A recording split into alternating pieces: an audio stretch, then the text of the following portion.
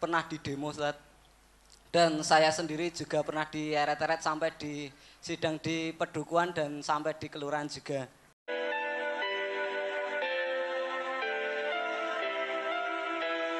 Wahyono dari Sedayu, Jogja Ustaz. Ya. Pertama saya tahu MTA itu dulu karena di dusun kami, kadus saya itu pernah di demo Ustaz. Dan saya sendiri juga pernah dieret-eret sampai di sidang di Pedukuhan dan sampai di kelurahan juga. Ya kenapa? Ya karena kadusnya itu dulu melarang ataupun mengucapkan bahwasanya hal-hal yang sering dilakukan oleh masyarakat itu tidak ada tuntunannya karena sering dengarkan radio MTA ini ya. Ustaz. Yang saya tanyakan, mohon dijelaskan Ustadz, pada Quran surat Al-Baqarah ayat 214, di situ saya bacakan artinya, ataukah kamu mengira bahwa kamu akan masuk surga, padahal belum datang kepadamu cobaan seperti yang dialami orang-orang terdahulu sebelum kamu. Mereka ditimpa kemeleratan, penderitaan, dan diguncang dengan berbagai cobaan. Sehingga Rasul dan orang-orang yang beriman bersamanya berkata, kapankah datang pertolongan Allah? Ingatlah sesungguhnya pertolongan Allah itu dekat. Pertanyaannya, berarti di sini kalau kita belum mengalami cobaan yang seperti ayat ini, apakah kita tidak bisa masuk surga Ustaz? Sekian, terima kasih. Ya, jadi bukan apa tidak bisa masuk surga, itu pertanyaan Allah. Apakah kamu mengira kamu akan masuk surga? Semua orang kan ngerti sholat, poso, apalagi wong sholat ping 5. Ya, esok mau dosa, berbuat zina, nyolong. Engko sholat duhur dosane ilang kabeh. Ya, pas sholat duhur maksiat lagi, engko sholat asar dosane ilang kabeh. Kan gitu? Ada berpendapat begitu kan? Maka apa dengan begitu kamu mengira masuk surga? Am hasibtum antadkhulul jannata walamma ya'tikum masalul ladina khalau min qablikum masathumul ba'sa wad-dharra wa zulzilu hatta yaqula ar-rasulu wal ladina amanu mata nasrullah ala inna nasrullahi qarib. Allah kan mengatakan, apa kamu mengira kamu akan masuk surga sebelum datang ujian, cobaan, ya, musibah, bencana seperti yang dialami oleh orang-orang iman sebelum kamu? Mereka diguncangkan, rasa takut, rasa khawatir, dan dengan penuh penderitaan, tapi dia tetap sabar. Ya, dalam surat Al-Imran 142 tadi, coba dibaca. Sudah saya ingatkan, apa kira kamu masuk surga? Sebelum Allah melihat kesungguhan kamu di dalam melaksanakan agama Allah ini, dan sebelum Allah melihat kesabaran kamu di dalam menahan derita karena melaksanakan tuntunan Allah ini, ya, belum melihat kesungguhan dan kesabaran, apa kira kamu masuk surga? Baru jadi orang Islam dilokke wong ra umum ngono wis mandek kok. Ya, ora gelem rukun karo tangga so nek mati. Nah, sapa sing ngubur? Nah, itu dah. Nah, itu wis peti itu. Padahal kamu nanti akan harapkan surga. Sebelum kamu sabar mendapat penderitaan-penderitaan itu, apa kira kamu masuk surga? Saya tidak mengatakan tidak mungkin masuk surga. Ini pertanyaan Allah, jawab dewe. Kalau kamu tidak sungguh-sungguh mengamalkan perintah Allah, tidak sabar menahan cobaan ujian dari pengamalan agama tadi, terus kamu ngarep-arep surga itu apa bisa masuk? Itu yang tanya itu Allah, bukan saya. Ya dibaca. Al-Imran 142. Am hasibtum an tadkhulul jannata walamma ya'lamillahu alladhina jahadu minkum wa ya'lamas sabirin. Apakah kamu mengira bahwa kamu akan masuk surga, padahal belum nyata bagi Allah orang-orang yang berjihad di antaramu dan belum nyata orang-orang yang sabar. Dibaca itu, notnya ada itu. Jihad dapat berarti satu, berperang untuk menegakkan Islam dan melindungi orang Islam. 2. Memerangi hawa nafsu. 3. Mendermakan harta benda untuk kebaikan Islam dan umat Islam. 4. Memberantas yang batil dan menegakkan yang hak. Nah, itu termasuk jihad. Kamu belum memberantas yang batil, memberantas batil pada dirinya. Dulu saya melakukan begini-begini, setelah saya ngaji tahu ini kebatilan, saya tinggalkan. Saya tegakkan yang hak. Belum ngajak orang lain, belum orang lain suruh berhenti dari kebatilan, itu aja kamu sudah diaret-eret tadi katanya. Mung diaret-eret yang kelurahan kok terus. Wedi ya. Diaret-eret alhamdulillah makin terkenal. Tadi ada laporan dari AKBP polisi, Ketua Perwakilan Bantul itu ya toh, Pak Edi yang datang di sini nih. Kemarin kan di sana ada warga ngaji karena dia meninggal tidak boleh dikubur di tempat pekuburan umum. Ya, di situ. Nah, dan jadi negeri kita itu yang sering gembor-gemborkan NKRI sebetulnya dia itu pemecah belah NKRI. Masa negara kesatuan Republik Indonesia hanya ngaji di MTA, mati rento dikubur ning kono coba. Yang orang tidak Islam saja malah boleh. Akhirnya dibawa pulang ke Wates. Karena asalnya yang meninggal tadi asalnya dari Wates sana. Ya. Nah, kalau model begini, maka negara kita itu katanya hukum menjadi panglima. Tapi sebenarnya hukum itu menjadi injak-injakan, diinjak-injak, tidak ada nilainya. Maka rusaknya, kata Nabi, rusaknya umat dahulu karena tidak tegaknya hukum. Umat dahulu tidak tegaknya hukum, rusak, sekarang pun ya begitu. Kalau hukum tidak tegak, ya rusak. Sebenarnya alasan apapun ya, melarang pengajian, tidak boleh alasan apapun. Di negeri Pancasila, di negeri yang berbineka tunggal ika, satu sama lain diatur undang-undang saling menghormati. Saling menghormati. Maka kemarin saya anjurkan, besok kalau ada orang Islam, karena ngaji tidak boleh, dikubur, ya, dikubur di kebunnya sendiri. Ya, tidak apa-apa. Kalau kebunnya di kampung-kampung kan masih banyak, kubur kebunnya sendiri. Nah, ben kok wong-wong akhirnya kan do wedi. Wah, dikubur ning kono. Wah, kok bengi-bengi seperti Ibu Nur Darwani Wonosobo kemarin tuh katanya suami meninggal karena tidak diselamati, tidak dia sering didatangi tetangga-tetangga. Wah, diselamatilah singkatnya gitu. Bojomu mulih nemoni aku kuru banget. Nah, orang tidak minta makan, minta. Nah, itu. Ada mengguncang. Dan jadi takut, kubur di situ. Nanti yang lain tidak boleh, ada yang anak-anak meninggal lagi, kubur lagi di situ. Sudah. Tidak apa-apa. Mau Nabi ya dikubur di kamarnya kok. Kok gak sing mesti malah kowe. Dikubur ning kene ngono bapake mulih piye lho. Ya alhamdulillah ta nek kubur ning kene iso mulih timbang kowe kangen reso niliki malah ditiliki ya syukur alhamdulillah. Itu ndak ada itu. Tapi ini sekarang mau diurus. Buat hak asasi manusia. Apa ada aturan begitu? Kalau begitu dibiarkan, negara ini akan rusak, hancur nanti. Negara kita akan hancur hanya karena serang itu. Entah ini apa polisi, apa ya, lurah, apa bayan, apa bupati, apa yang merusak undang-undang negeri kita. Ini hakikatnya itu bukan mempertahankan NKRI, tapi itu yang membuat rusaknya negara NKRI. Masa orang mati kok rakyat dikubur ning kuburan umum. Kalau perlu, warga MTA beli tanah.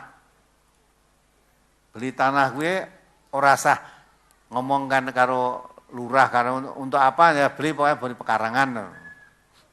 Aja dikandake nggo kuburan kok ora diizini ya. Beli tanah. Nah, nanti kalau warga MTA dikubur di kuburan umum tidak boleh, nah, kubur di tanah itu tadi. Nah, kubur. Neng kono ora entuk lurahe sing larang. Meneng-meneng duduk neng nggon kebone lurahe, kubur neng kebone lurahe. Udah, lah mau dikubur di mana wong di situ nggak boleh. Nah, ini kalau kita diam-diam terus diinjak-injak. Orang yang mau merusak negara kita itu seperti itu. Tapi kita harus laporkan ke hukum.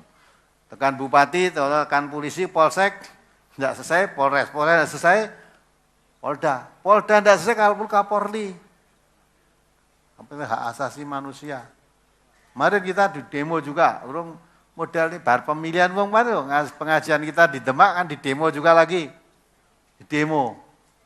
Nah, untuk ngaji, Mas. Udah, kowe nek ngaji malah ra entuk, nek judi malah entuk, malah mungkin melu. Ya. Negeri gini kok mau baik, ini harus dirubah. Tidak bisa baik. Kalau selama yang begini itu dibiarkan, negeri makin lama makin hancur. Ya. Jadi aja omong, jadi slogan-slogan omong kosong saja.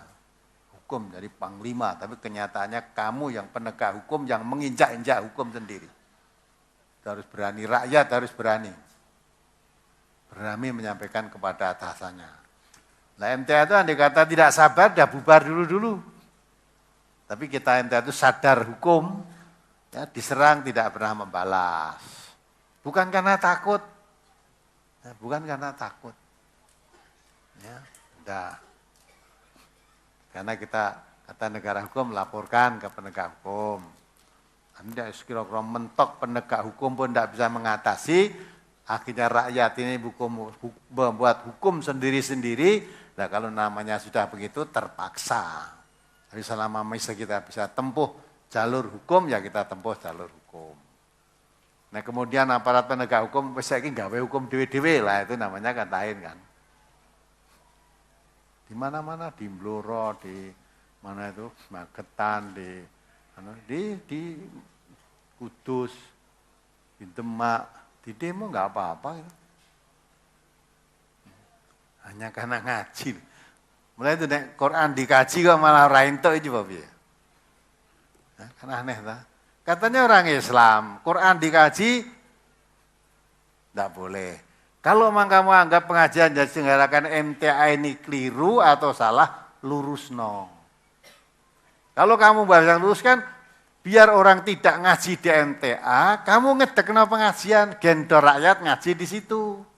Fastabikul, ayo berlomba. Kamu deke pengajian, nih deke pengajian, pengajianmu jalan terus, pengajianmu jalan terus, nanti sampai di hadapan Allah siapa yang mencapai kebaikan itu Allah yang mengurus nanti. Tidak usah kita jegal-menjegal satu dengan yang lain. Dengan agama lain aja kita lakum dinukum waliyatin. Dengan sesama muslim malah tidak karuan. Nah, mestinya kalau ajaran MTA sesat, sing bener iki lho agama nih. Lah kowe ngene ngomong pengajian.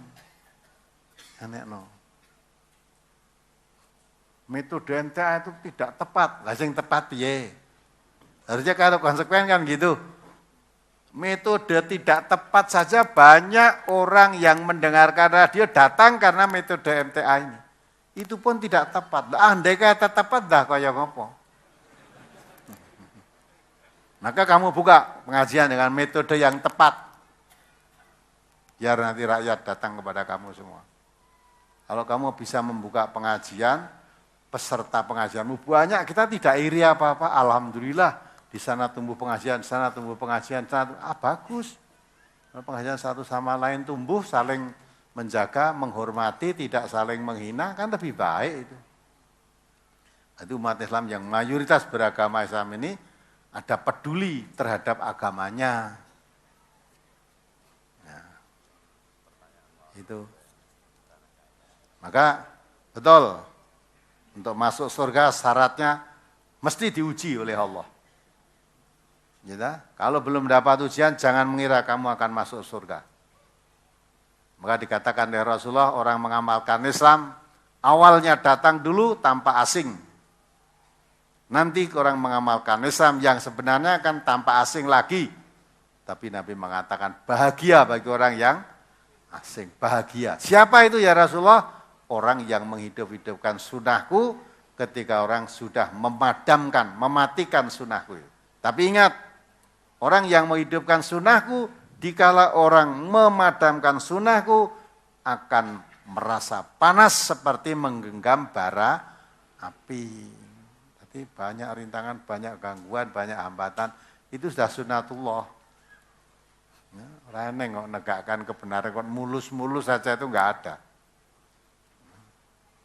Menegakkan kebatilan malah ada. Mulus gitu. Kemarin saya lihat TV itu ya. PSK sekarang, tidak hanya perempuan, laki-laki pun juga. Ya, sekarang ini PSK baik dari laki perempuan itu meningkatnya 600%. Ya 100% itu baru 2 kali, 600%. Mau jadi apa generasi ini? Nah, maka terjadi pemerkosaan, ya, anak-anak di bawah umur, sampai ditayangkan di TV berkali-kali itu, Jakarta International School, CIS Jakarta itu, mahal sekolahnya, harganya mahal, itu pun terjadi semacam itu, bahkan anak-anak masih TK coba. Apa yang mempengaruhi itu? Karena setan. Jauhnya dari tuntunan agama. Jauhnya dari tuntunan agama, maka hawa nafsu. Itulah yang dikatakan oleh Allah, tanda-tanda generasi yang jelek itu, Allahu sholah wattaba'u sahwat. Sudah tidak memperdulikan lagi sholat dan menuruti hawa nafsu. Fasaufa yalqona ghaya, itu Quran yang mengatakan. Kalau sudah sholat diabaikan, hawa nafsu diperturutkan, pasti bangsa itu akan mendapatkan generasi kesesatan. Bangsa itu pasti akan menemui kesesatan. Tanda-tanda kesesatan itu sekarang sudah ada. Masa akan kita biarkan begitu saja? Maka di mana-mana ada hambatan-hambatan terhadap kebenaran penyebaran Al-Quran kajian ini, kita harus makin semangat. Makin dihambat, makin semangat. Ya, karena pertolongan Allah datang kepada orang yang sungguh-sungguh tadi. Sampai tadi sahabat tadi mengatakan, mata nasrullah. Ya sudah begini keadaannya, kapan datangnya pertolongan Allah ini?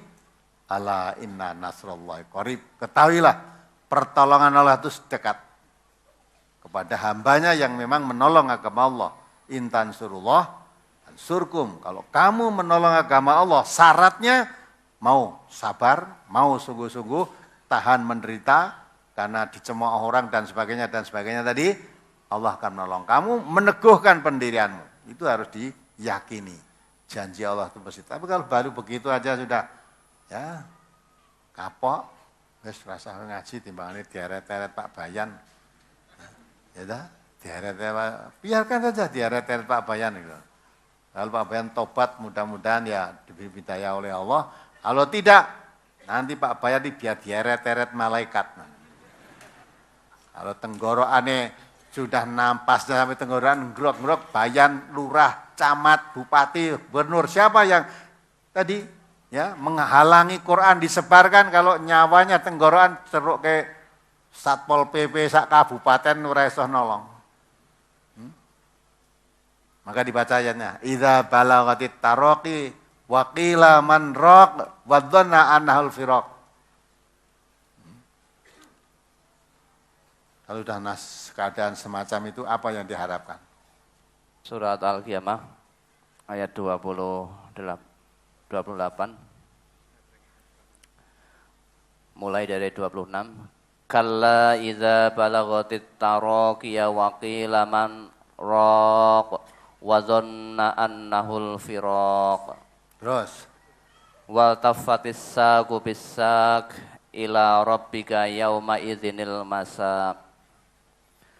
Sekali-kali janganlah apabila napas seseorang telah mendesak sampai ke kerongkongan dan dikatakan kepadanya, siapakah yang dapat menyembuhkan? Dan dia yakin bahwa sesungguhnya itulah waktu perpisahan dengan dunia. Dan bertaut betis kiri dengan betis kanan. Kepada Tuhanmu lah pada hari itu kamu dihalau. ya, sudah begitu, apa yang diharapkan? Idza balagatit taraqi wa qila man raq. Jadi kalau apa itu nyawa atau napas sudah di tenggorokan ini, sudah di tenggorokan, mendesak sampai di kerongkongan. Orang yang menjenguk, orang yang mendelok megap-megap itu dah, siapa yang bisa menolong ini? Wakilaman roh, siapa bisa menyembuhkan ini?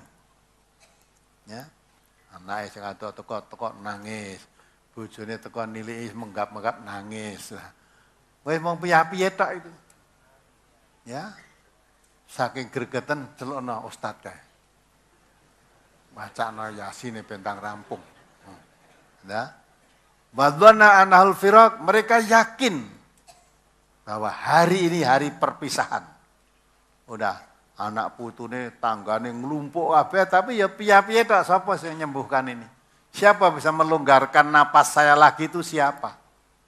Semua datang mung piye siapa? Tolong ya dokter spesialis, akhirnya dokter nilai ya ngomong karo keluarganya, ya sing sabar mawon nggih. Udah. Ya gitu sabar. Waqilah man raq. Ya. Wadana anal firaq. Dia yakin hari ini saatnya hari perpisahan dengan dunia. Jadi hari perpisahan dengan dunia. Kalau udah begitu, anak buahmu berapa ribu manusia, kekayaanmu, siapa saja tidak bisa menolong kamu. Wal tafatis saqu bisak, apalagi tanda-tanda makin jelas. Tertaut dua betis kanan dan kiri. Nek wong Jawa ngandhani wis njetuti itu. Wis kejeng-kejeng. Betis kanan betis kiri wis kejang-kejang itu. Kupingnya jare wis mingkup. Nah, nek ngono ki wis yakin hari ini hari perpisahan dengan dunia. Dipisahkan kemana? Ila yauma idzin yaumul masak gitu ya. Ila rabbika. Ila rabbika yauma idzin masak. Dialo ila rabbika, kepada Tuhanmu. Jadi hari ini perpisahan dengan dunia untuk kamu kembali kepada Tuhan. Siapapun nggak bisa gundeli, apalagi tetangga, anak, istri, suami, ya, ahli waris semua ngumpul, nggak ada yang bisa mencegah. Maka takut apa kita untuk mengamalkan tuntunan Allah ini? Orang yang kita takuti kalau menghalangi pengajian dan kalau dia nanti sudah ya kita akan mati, kita tidak bisa nolong apa-apa. Sebaliknya orang yang begitu datang kematian itu tidak ada yang bisa menolong juga. Semuanya akan kembali dihalau kepada Allah. Setelah sampai kepada Allah, innama tuwafona, ya, diberi pahala oleh balasan ya, yang sempurna. Wa inat wafana ujurakum, balasannya yaumal qiyamati, pada hari kiamat nanti. Yang sempurna. Ya, yang baik balas dengan kebaikan, yang jelek akan menerima kejelekan. Sudah masing-masing tanggung jawab sendiri. Apalagi yang kita takuti. Maka jangan takut kepada selain Allah. Manusia boleh suka, boleh tidak suka. Iya boleh kamu menghalangi pengajian. Umurmu berapa lama? Ya, kamu sedang menghalang-halangi pengajian, orang suwe mati itu. Belum sempat taubat. Siapa yang bisa menolong kamu? Pengajian itu diperintahkan oleh Allah. Ya, dianjurkan oleh Nabi, dakwahkan ini. Dan Allah memerintahkan, Quran diturunkan, dipelajari tiap-tiap ayatnya. Allah memerintahkan supaya diikuti Quran, jangan ikuti yang lain. Kamu malah menjadi penghalang, pencegah, malah membubarkan, ya, mengusir. Ya, kok saya kemakiman ngungkuli Gusti Allah? Berapa lama kamu mau hidup? Ya, titen-titenan ae. Nek wis tekan niku coba sapa sing nulung kowe? Ya, itu belum di akhirat nanti.